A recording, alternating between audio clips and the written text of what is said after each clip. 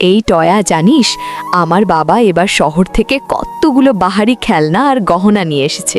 তার মধ্যে একটা মস্ত বড় খয়েরি রঙের পাথরের গহনা আছে। তাই নাকি জয়া? গহনা তো খুব সুন্দর আর চকচকে হয়, ওটা পরে সাজলে নিশ্চয়ই খুব ভালো লাগবে। ওরে টয়া, তোর মা তোকে কবে গহনা কিনে দেবে রে? তোর মতো গরিবের কপালে কি আর ওসব দামি সাজগোজ জোটে? আমি তো তোর কাছে গহনা চাইনি, গরিব হলেও আমাদের কষ্ট লাগে। চাসনি তো কি হয়েছে, আমাদের গহনা দেখে তোর লোভ লাগছে সেটা তো বুঝতেই পারছি। তুই তো সেই পুরনো মাটির গহনা নিয়েই থাকবি। আমি গরিব হতে পারি, কিন্তু অন্যের জিনিসে আমার লোভ নেই জয়া। তুই আমাকে এভাবে ছোট করছিস, এটা কি বন্ধুত্বের কাজ? শোন টয়া, যদি গহনা পরে আমাদের সাথে আড্ডায় আসতে না পারিস তবে আর ঘুরতে আসবি না, তুই আমাদের লেভেলের না। তোর কথাগুলো তীরের মতো বুকে বিঁধছে জয়া। বন্ধু হয়ে কেউ কাউকে এভাবে অপমান করতে পারে আমার জানা ছিল না। বন্ধু হতে গেলে সমানে সমান হতে হয়, তুই আমাদের যোগ্যই না, তাই মিছে মিছে আশা করিস না। ঠিক আছে জয়া, আজ থেকে তবে আমি আর তোদের সাথে ঘুরব না। নিজের সম্মান বাঁচিয়ে চলাই আমার জন্য মঙ্গল। মা, ও মা, তুমি আমাকে এবার একটা গহনা কিনে দেবেই দেবে, আমার খুব ইচ্ছে করছে মা। মারে, শরীরটা বড্ড অসুস্থ কয়েকদিন ধরে, কোনো কাজেও যেতে পারিনি, ঘরে একদানা চাল নেই। এখন আমি তোকে গহনা কোত্থেকে দেব? না মা, না দিলে আমি এবার বড্ড মন খারাপ করব। জয়া আমাকে খুব অপমান করেছে মা, বলেছে আমি কোনোদিন সুন্দর গহনা হাতে ধরতেও পারবো না। জয়ার কথায় কান দিস না সোনা, বাজারে এখন সব কিছুর অনেক দাম। মা সুস্থ হয়ে কাজে গেলেই তোকে সুন্দর একটা গহনা কিনে দেব, কথা দিচ্ছি। জয়া বলেছে আমি গরিব বলে কোনোদিন গহনা নিয়ে সাজতে পারবো না। আমি কি আসলেই এতই দুর্ভাগা মা? তুই তো জানিস আমাদের অবস্থা মারে। মা খুব চেষ্টা করছি তোর মুখে হাসি ফোটাতে, একটু ধৈর্য ধর সোনা, সব ঠিক হয়ে যাবে। যদি তুমি এবার আমাকে গহনা কিনে না দাও তবে আমি বাড়ি ছেড়ে অনেক দূরে চলে যাব। আমি আর কারো অপমান সইতে পারছি না। মারে, তুই এমন কথা বলিস না, আমার বুকটা তো ফেটে যায় এসব শুনলে। আমি আজই বাঘিনী দিদির কাছে যাব বকেয়া মজুরি আনতে। তুমি কি সত্যি আজ গহনা কেনার টাকা নিয়ে আসবে মা? আমাকে আর জয়ার সামনে ছোট হতে হবে না তো? তুমি কথা দাও আমায়। আমি আমার সাধ্যমতো চেষ্টা করব মারে, তুই মন খারাপ করিস না।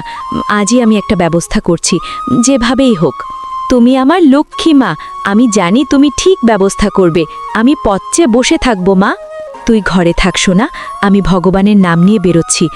দেখি দিদি টাকাটা আজ দেন কিনা। দিদি, আমার কাজগুলো তো প্রায় শেষ। আগের কদিনের বকেয়া টাকাটা কি আজ দেওয়া যাবে? মেয়েটা একটা গহনা কিনবে বলে খুব কাঁদছে। তুই তো সবসময় কাজে ফাঁকি দিস, আর টাকা চাওয়ার সময় সবার আগে আসিস।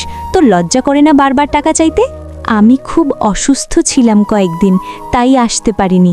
মেয়েটা খুব জেদ ধরেছে গহনা নেবে বলে, না হলেও কিছুতেই শান্ত হচ্ছে না। তোর শখ দেখে তো অবাক হচ্ছি, গরিবের আবার গহনা পরে সাজার শখ থেকে আসে। একটা দিনের মজুরি তোকে কেন দেব শুনি? দিদি, আপনার কাছে এটা সামান্য টাকা, কিন্তু আমার মেয়ের মুখে হাসি ফোটাতে এটাই অনেক। দয়া করে ফিরিয়ে দেবেন না আমায়। বললাম তো টাকা নেই, এখন আমার চোখের সামনে থেকে দূর হ, যা অন্য কোথাও দেখগে। আমাকে আর বিরক্ত করিস না এখন। আপনার কাছে হাত জোর করছি দিদি, সামান্য কিছু টাকা দিলেও মেয়েটার জেদ মিটত। ওর কান্নাকাটি আমি মা হয়ে সইতে পারছি না। এক কথা বারবার বললে তোকে কাছ থেকেই ছাড়িয়ে দেব চিরতরে। এক্ষুনি যা আমার সামনে থেকে, একদম মেজাজ খারাপ করিস না। মেয়েটাকে কথা দিয়ে আসলাম কিনে দেব, এখন ওকে গিয়ে আমি কি বলবো? ভগবান, তুমি সহায় হও এই বিপদে। ভিখারির মতো দাঁড়িয়ে থাকলেই টাকা পাওয়া যায় না, কাজ করলে তবেই টাকা। যা ভাগ এখান থেকে, নয়তো ঝাড়ু পেটা করব। আপনি এত নিষ্ঠুর হবেন না দিদি, অভাগার আশীর্বাদ বা অভিশাপ খুব লাগে। আমি চললাম, ভগবানই আপনার বিচার করবেন। বেশি বকবক না করে দূর হ বলছি। নিজের কাজ ঠিকমতো করতে পারিস না, আবার জ্ঞান দিতে আসিস। মাও আমাকে গহনা কিনে দিতে পারল না। আমি আসলেই অনেক অভাগা। মা মনে হয় টাকা পায়নি। জয়া ঠিকই বলেছিল। কে রে নাতনি, এ ভর দুপুরে বনের ধারে বসে চোখ দিয়ে জল ফেলছিস কেন? তোর কি হয়েছে? আপনি কে দিদা? আপনাকে তো আগে কখনো দেখিনি। আমার খুব মন খারাপ দিদা, তাই কাঁদছি। তোর কষ্টটা কি শুনি? কি এমন হারালি যে এত কান্না? দিদা, আমার খুব একটা গহনা কিনতে ইচ্ছে করছে, কিন্তু আমাদের কেনার সামর্থ্য নেই।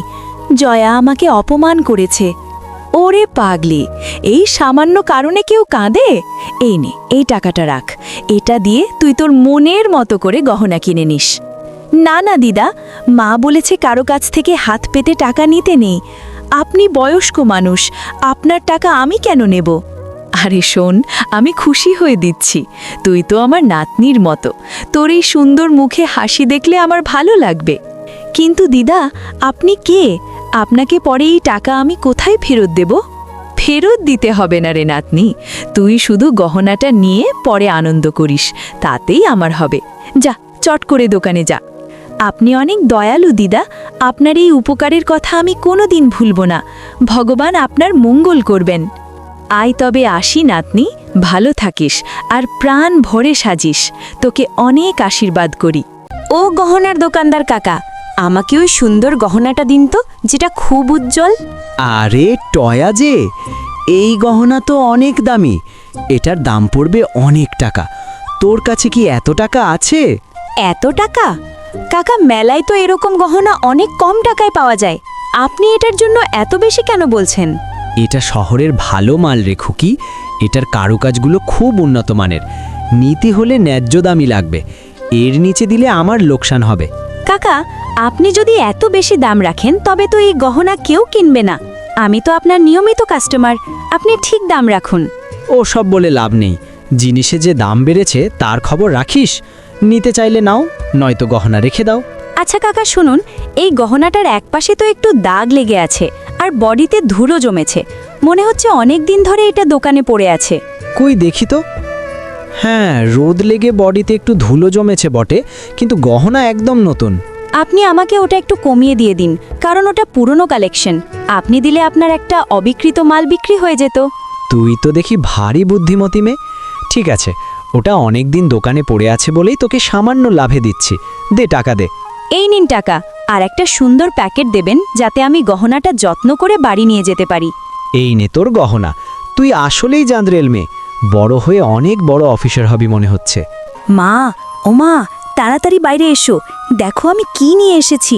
জয়ার থেকেও সুন্দর গহনা। ওরে ভগবান, এত সুন্দর গহনা তুই কোথায় পেলি টয়া? আমি তো তোকে টাকা দিতে পারিনি। মা, বনের ধারে এক অচেনা দিদা আমাকে টাকাটা দিয়েছে। আমি তাকে সাহায্য চেয়েছিলাম, তিনি দয়া করে দিলেন। অচেনা মানুষের থেকে টাকা নিলি কেন টয়া? তুই কি জানিস না দুনিয়াটা কতটা নিষ্ঠুর হতে পারে? কত মানুষ কত রকম ফন্দি করে। দিদা খুব ভালো ছিল মা, অনেক বয়স হয়েছিল তার, সে আমাকে নাতনি বলে ডেকেছে, তাই আমি না করতে পারিনি। মারে, অভাব আমাদের আছে ঠিকই, কিন্তু অপরিচিত কারো থেকে টাকা নেওয়াটা চুরির চেয়েও ভয়ঙ্কর হতে পারে। তোকে যদি কেউ তুলে নিয়ে যেত? আমি তো শুধু গহনা কিনতে চেয়েছিলাম মা। জয়া আমাকে বারবার গরিব বলে গালি দিচ্ছিল, আমার সহ্য হচ্ছিল না। জয়ার কথায় কেন তুই পা দিলি? ওর দেওয়া কষ্ট তো বাইরের ক্ষত, কিন্তু সম্মান হারিয়ে কিছু পাওয়াটা হলো মনের ক্ষত। আমি বুঝতে পেরেছি মা, কিন্তু টাকাটা তো আমি বুদ্ধি খাটিয়ে গহনার দোকানদার কাকার কাছ থেকে অনেক কম দামে গহনা কিনে বাঁচিয়েছি। বুদ্ধি থাকা ভালো, কিন্তু সেই বুদ্ধি সঠিক পথে লাগানো দরকার। মনে রাখিস, অপরিচিত কারো দেওয়া উপহার বিষের মতো হতে পারে।